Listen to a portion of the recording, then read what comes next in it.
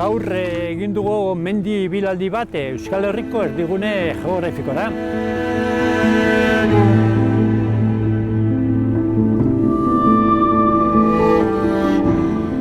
Igo gara handia mendizerrara eta hor 1256an hor Felix Isazak kokatu zuen Euskal Herriko erdigunea. 7 herrialde kontuan izan da, non dagoen barizentro kontzeptua aplikatuz, hor kokatu zuen Euskal Herriko erdigunea.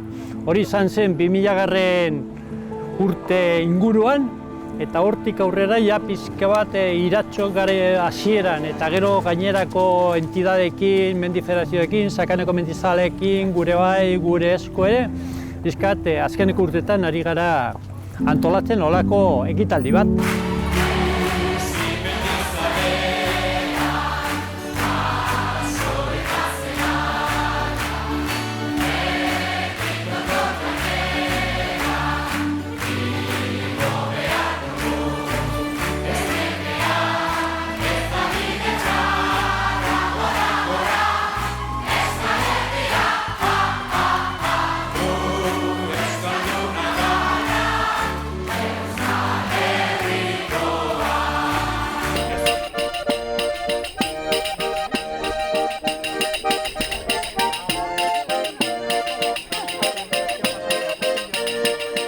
Irañeta pixka bultzatu zuen, hasi zen pixka tola floren horatzetik, kar, eta azkenen elkartu ziren udal desberdinak, Elgoienako udala, Arakilgo udala, Oiaran Baiarako udala, eta gero federazioak, federazio desberdinak, Sakanako mankomunitateetik ere bai pixka bultzatu ziguten, eta denen artean, pixka landu egin dira olako panel desberdin batzuk, QR-ekin eta kolore desberdinekin ibilbide desberdinak markatuko dire.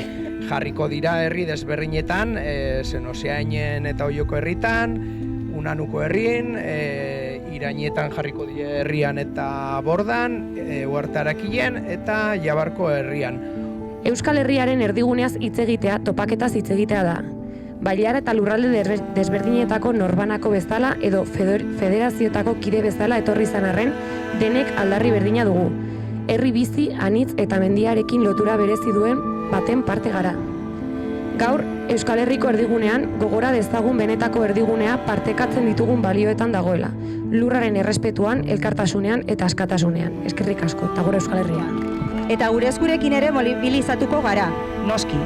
Haizea emateko Euskal Herriaren burujabetza ausboari. Eta non nahi esango dugu Euskal Herritarrak gara. Eta burujabe izan nahi dugu. Beraz, itxaropena.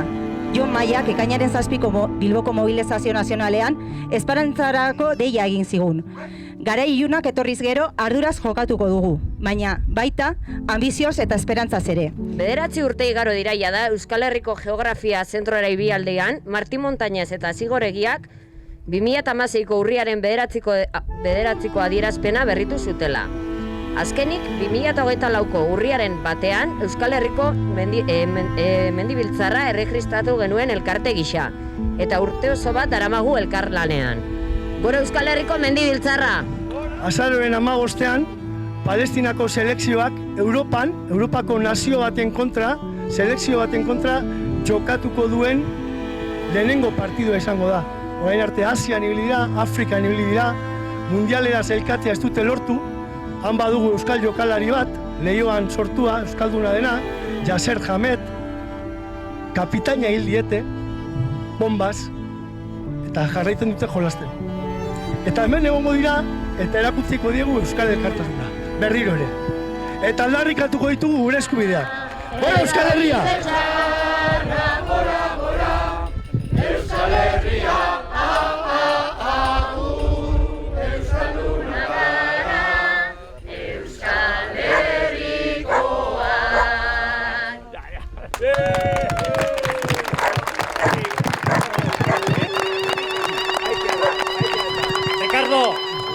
Maite genituen gauzengatik, erori ginen preso, baina gure maitasuna oraindik ez dago preso. ez dago preso. Zorionez edo zorigaitzez, handiz ekibokatu.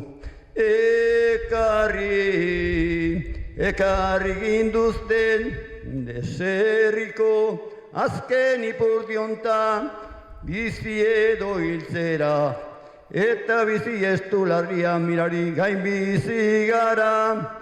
Maite genituen gauzengatik, erori ginen preso, baina gure maitasuna oraindik ez dago preso, ez dago preso.